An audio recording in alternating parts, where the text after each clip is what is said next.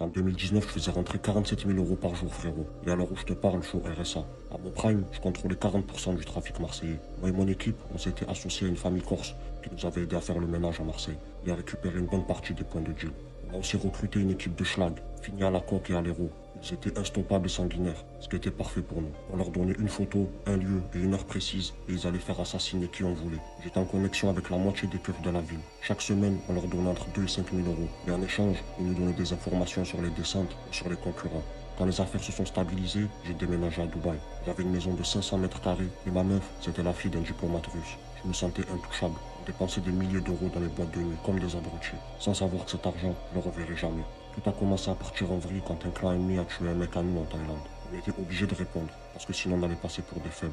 Il n'y a rien de pire que la guerre pour le business. J'ai appelé les tueurs à gages de l'équipe pour qu'ils aient kidnappé la petite sœur de mon concurrent en échange de 100 000 euros. Ils ont direct accepté. Ils m'ont dit que demain dans la soirée j'aurai des nouvelles. Le lendemain, j'attends patiemment leur message. Et à 22 h, j'ai reçu une notification. C'était une vidéo sur Telegram. Je vois une meuf ligotée dans un coffre.